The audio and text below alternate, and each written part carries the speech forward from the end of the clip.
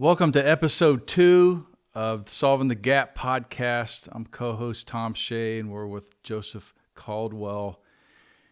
Today's episode is the discipline deficit, and we're going to unpack how scarce discipline is by the distinction of how you actually define discipline and how you impart discipline into your life. It's not our goals that challenge nor propel us, but how we solve the chaos between where we are now and where we desire to be.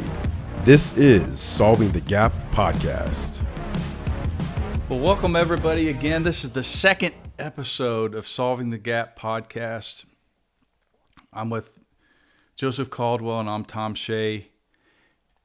We ended the last podcast having described what we call the gap. And what we've decided is the second most relevant topic to talk about today is discipline. So in this gap, go back and watch this first one. So in this gap between where you are and where you want to be, the most important thing to understand is discipline, whatever definition that means to you or not. Inside of that space between where you want to be and where you are, discipline is the deal. It's vital. And I want to say how I define discipline before you crush it. Discipline to me is looking at an elephant and biting the first hair on the foot of the elephant. That's how I look at about discipline. And when you said it in the last podcast, even though you didn't use the word discipline, you knew where you wanted to go, and all of a sudden the time gap in your brain got shorter. Right. I call that discipline. And it's not a series of events that have to happen. It's just simple shit done over time. That's how I define discipline. I don't know how you define it. I've never heard you define the word discipline before. That is interesting. I think when people hear the word discipline, so many different definitions come up. I was disciplined as a child. You know what I'm saying? Yeah, like punished. Yeah, punished. Oh, but I don't like discipline. Yeah. So literally, it's funny you picked the word punish because that's how I describe discipline. I can punish, discipline myself to do the little things over time, or that punishment's coming anyway. The punishment's coming anyway. And Were you disciplined as a child? Oh yeah. But when I say that, so you take somebody, because it's all about the gap. What happens in the gap? Yeah. But where they are, they're being punished right now. And if they don't choose to discipline or punish themselves in that journey, that gap in between where they are and where they want to go, if they don't make it a conscious intention, a choice, then life will bring punishment where they are. Like for example, you take somebody that in sales, or I pick sales just because we do a lot of it in our organization. And if some, or we could pick health or relationship, I can pick any area, but Relationships is about sales. that's true. So say I want to sell 100 widgets. I've never sold 100 widgets before. I know I work it out where I got to make this many phone calls or do this many appointments or this many pitches or whatever it is, right? I have to discipline myself to make sure that is important and that gets done first. And that's an overtime thing, but it takes you to, so I use the word punish, but it's not really punishment. But say you don't do it, you choose not to do it, then the discipline that's delivered or the punishment that's delivered is failure. And you either learn from that. Gosh, it's or not. funny how you always look at things. So it's not. I don't mean it to occur frustrating. as I'm listening to you, trying to impart what you're saying into how I do shit, punishment has a different definition for me. Punishment to me is the epitome of trying something and quitting. That's punishing. Me going out, so I run ultra marathons, Right. because I can't do it. Like I can't. I'm overweight. I'm 51. Back hurts. Calves hurt. Have a foot fracture. So I do it. And you would say that's kind of punishing. Pain to me isn't punishment. So I'm trying to flesh out how you're looking at discipline and punishment in the same conversation. Because a punishment to me is the epitome of failing. And maybe people are listening and watching, asking themselves that, and I'm trying to be the harbinger of bad tidings to it all. Right. But punishment, as I define it, isn't how you're defining it.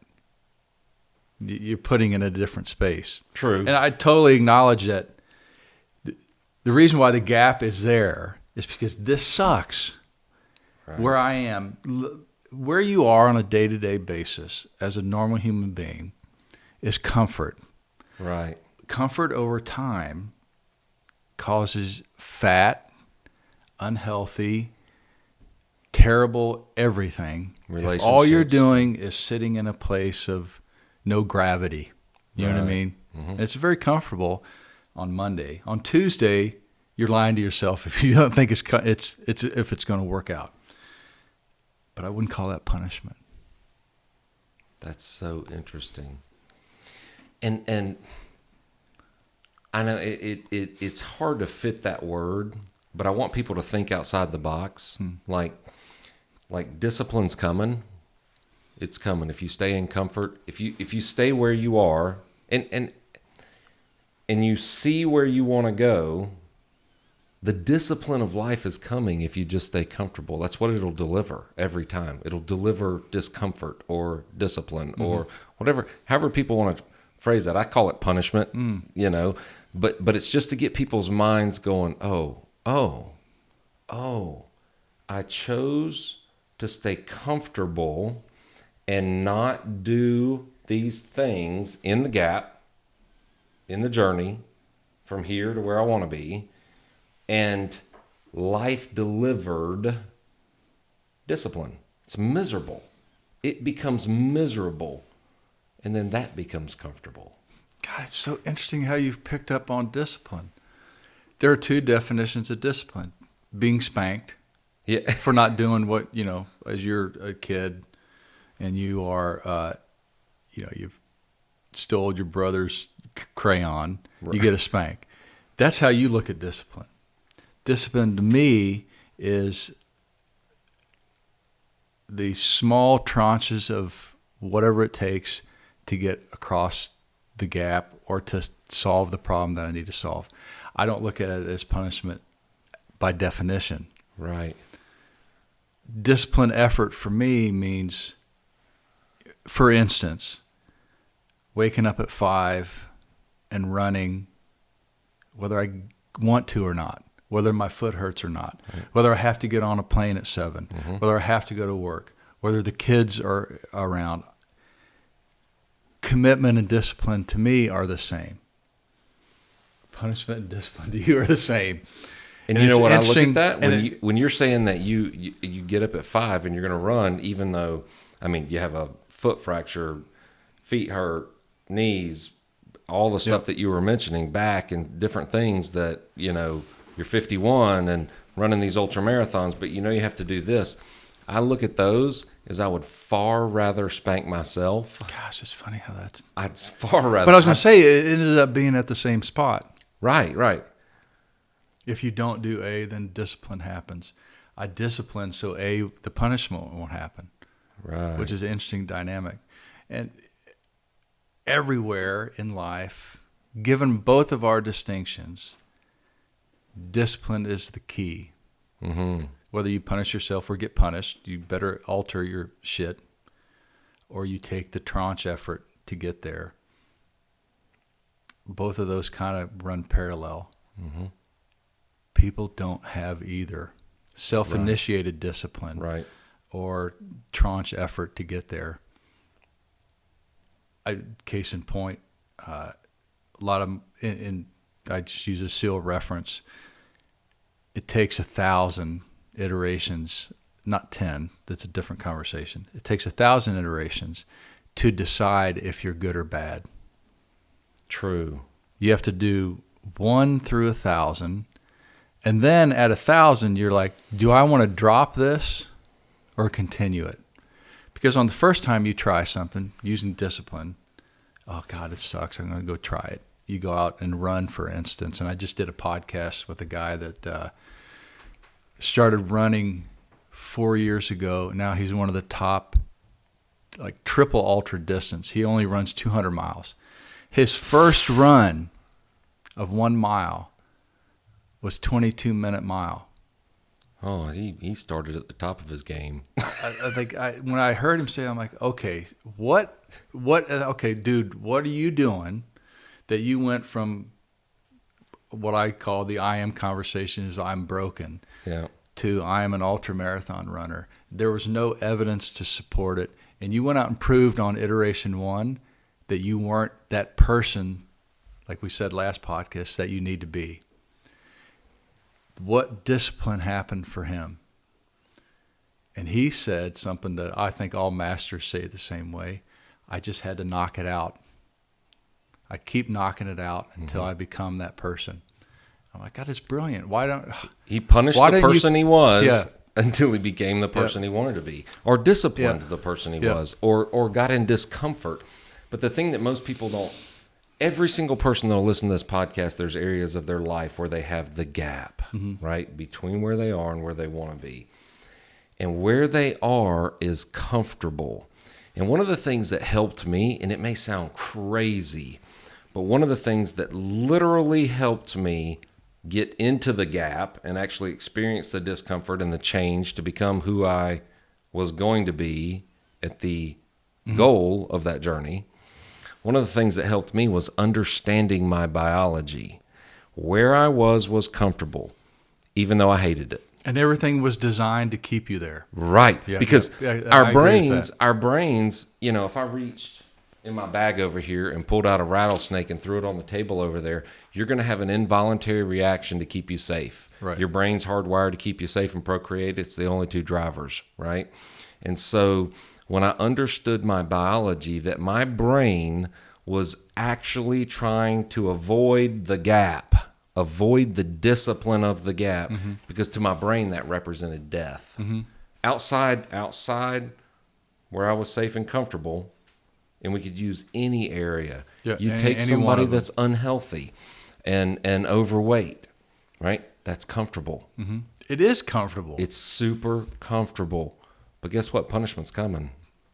One way or the other. One way or the other. Discipline's coming in that area. So why not override that part of our brain that served us so well for thousands and thousands of years? Don't walk out of the cave.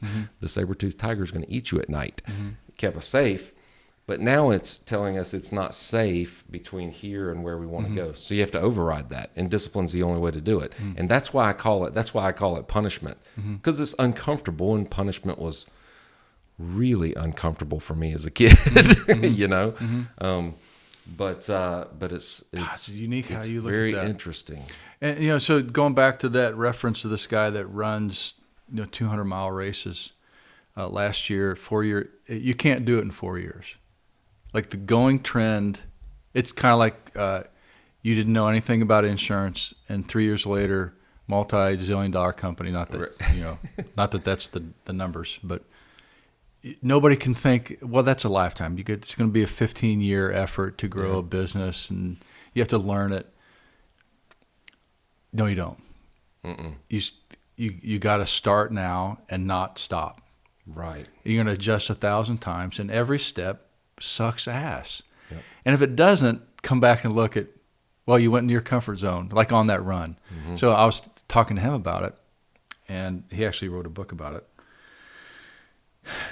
once he started to run, he felt horrible. Everything felt bad. Mm-hmm. His, not that I call it the why statement, but it answers the why. His dad was dying of cancer, and he went in and got checked, and he had the precancer cells. Sure. And he's like, fuck it. I got to change now, or discipline is coming my way. He goes, I'm going to change everything. So he changed everything on day one, which I think is rare. Actually, I know it's rare. Very. Everything that who I was and what I was doing before stops today, and I'm starting a whole new thing. And the first run sucked. His feet sucked. He got sick. 3 days into it, he ran slower than he did on the first day. Sure. I'm like, how do you overcome that? I know how to overcome something like that in the physical space. He was like, I had no way out. He gave himself no way out. No There way was out. a way out. Yeah. There was a way out, but he gave himself no way out. He had to stay in the gap. Yep. He had to Yeah, I'm solve not going back. the gap. Yep. I'm not going back. Yep. As uncomfortable as it gets, I'm going that direction. And he made it. Which is, that's crazy. He made it. 200 miles. How, was he was overweight when he started? Yeah, he was, I think, 280, and he runs at 160 now. Good God, 120 pounds. He said, I didn't care how much I weighed. Once I decided to be a runner, my weight was not what I'm not trying to lose weight. I'm trying to run. Yep. And he said, and he got on what that green juice, whatever that is. I said, what do you mean you got on the green juice thing? He goes, I drank green juice only for 10 days. Yeah. I'm like, well, hold on. What? That's what I had to do. There wasn't any alternative. I had to purge my old shit out. He goes, Yeah. literally purged everything. On day, I think he said 7, all his energy started to come back. Sure. Because he didn't give himself the pie and all the other stuff. Sure. Now, I'm not cutting any of that stuff. He had decided and started tranching that off and didn't listen to what I call the excuses of life, Mm-hmm. and made it through the first iteration or the first gap. Yep. He then distinguished himself as a runner. And he said it was 3 months into it before I actually said, okay, I'm a runner. I'm a runner. And I'm like, God, how does that happen? He goes, I kicked everybody else out. Everybody that wasn't on the program was Gandhi. I'm like, well, okay. So let me ask this in the podcast. Right. What happened to your family? Wife was gone. She didn't support it. She was negative. I realized that she was negative for 10 years. She was gone. I'm like, man, I hope people didn't hear that wrong. But eventually you have to go, are the people using discipline as that conversation? Yep. If I want to be this other person, I have to then, on a positive note, only surround myself with people who are on that same path. That's right. The other people, love you, see you, bye. I can't, I think it's fragile. The path, I think, is very fragile. Mm-hmm. I can't then associate with Billy, who is my friend. He's still my friend, but he ain't here with me. And he said, I kicked everybody else out. And then I found people that were doing the same thing and gravitated towards them very quickly. Mm-hmm. I'm like, oh my God, that's brilliant. I wish I could say that better than he did. You know what I found out? Is that when I, whatever word we're using, get in that uncomfortable space and start heading somewhere and I start changing, I haven't really even had to kick those people out. I'm just on an uncomfortable train, disciplining myself, punishing myself, whatever it is, to change myself. And I look up, and that has drawn a different caliber of person to me. Different people show up. And the people that don't support that, they excuse themselves. Because what I've seen is that anytime I have accessed the greater light inside myself or become or shown brighter, that inherently shines a light on the deficit in the Of other lives people. around Yep, you, I agree with and they don't want to be around it. Yeah. They don't want to be around it. And in the beginning, they'll be negative towards you, but eventually you look around and they're like, man, where does people go? Yeah, yeah, Where'd they go? yeah. Because they don't want to be around that. It makes them uncomfortable, and they'd rather choose the comfort now and be delivered discomfort later, as opposed to choosing the discomfort now and choosing the discipline now and going where they want to be and becoming who they want to be. That brings to mind, and I don't know if I've ever told you this story. I have a friend here in town. Mm-hmm. As I was, it's uncomfortable as hell retiring. Yeah. So if you haven't heard it from anybody that's retired from the military, the hardest thing, send me back to combat. I get it. I know A, B, C, D, E. I know everything about it. The level of clarity in combat is so crystal clear, Right. that it becomes what I call a mistress. Mm-hmm. She gives you everything you ask her. That's why a lot of people keep going back into combat. Right. God, why is he going back? He got his legs blown off, or he's missing a limb, because clarity in combat, it happens for some people. Some people Right. never get it. And then you retire. And I'm like, oh, I know now discomfort is the only way. So I immediately got on to uncomfortable things in what I call the 5 areas. I had to be uncomfortable health. Right. So I can't do ultra marathoning. I can't.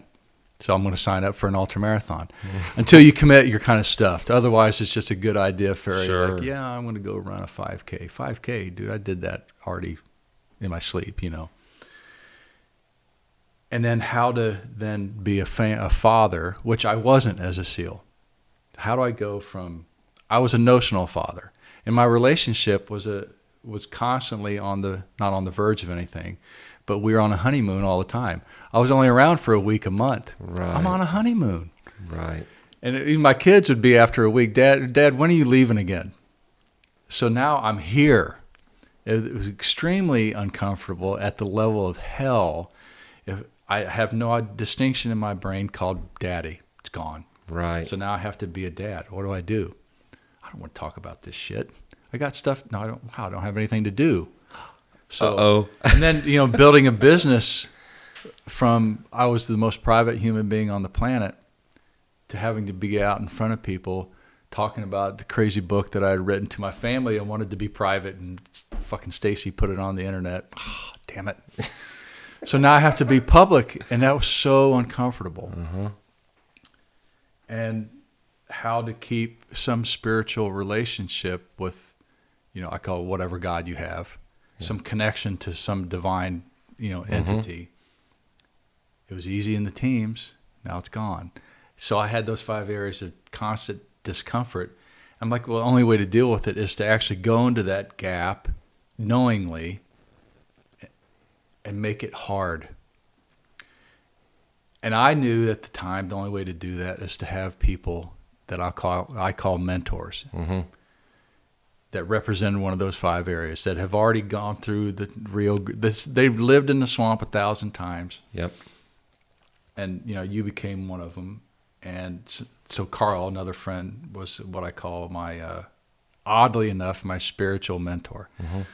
He'd flunked out of, or he'd never made it through high school, multi-millionaire, started a bunch of different businesses, had a divorce, and he still was connected spiritually.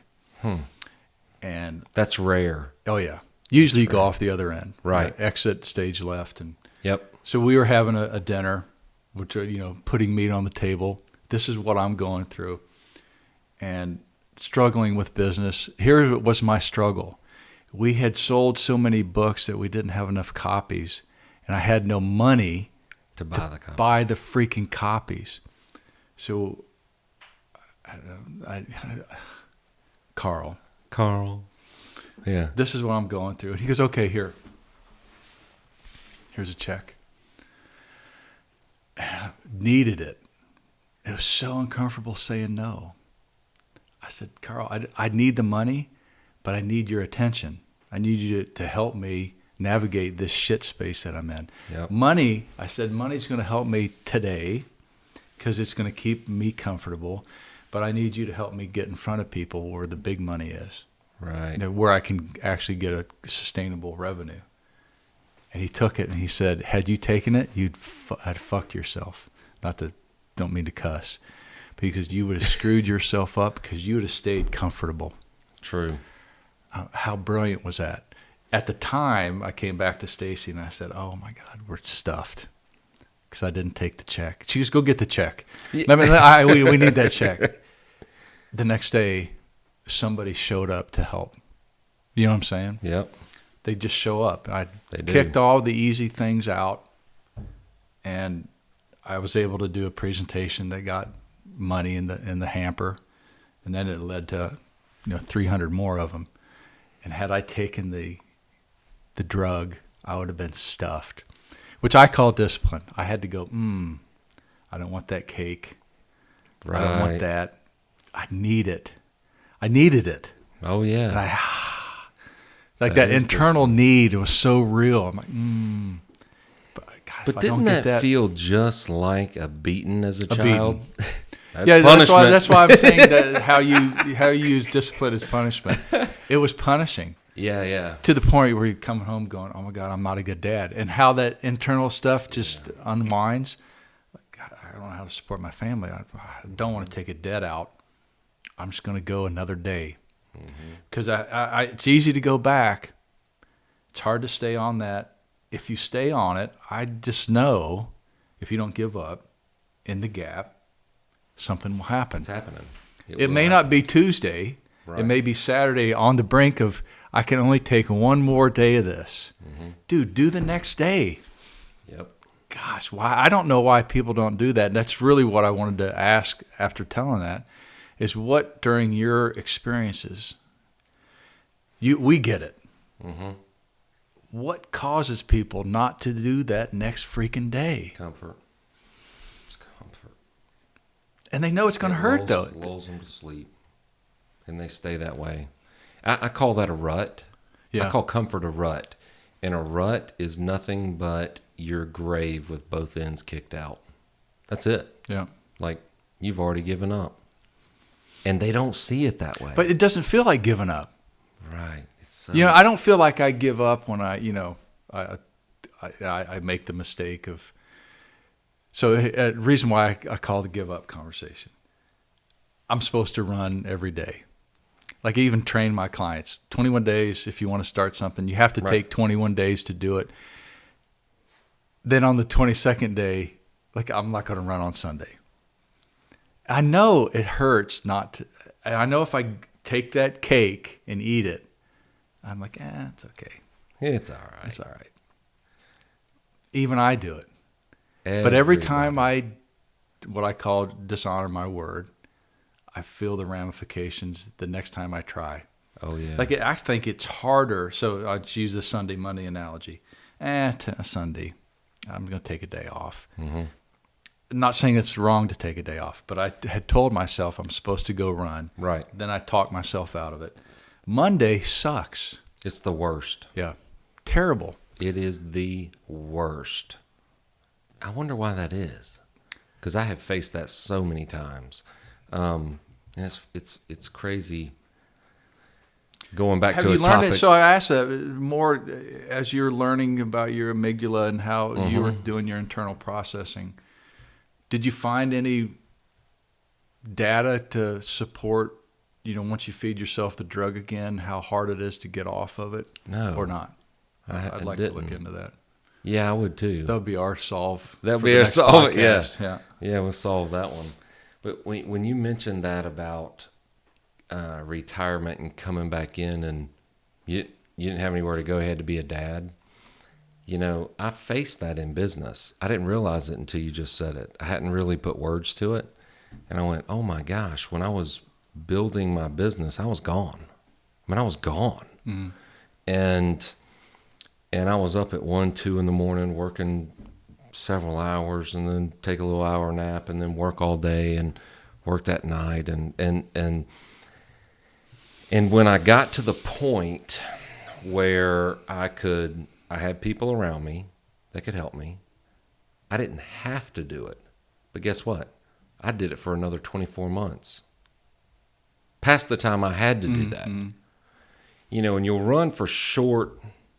You don't run an ultra marathon every month. Full bore. Oh, yeah. You know what I'm saying? I mean, you have training. You do what you were going to do. You stay committed to your word. But then you're not doing that for a while. And I had come to the point where I didn't need to do that, and I could be dad. And I chose the comfort.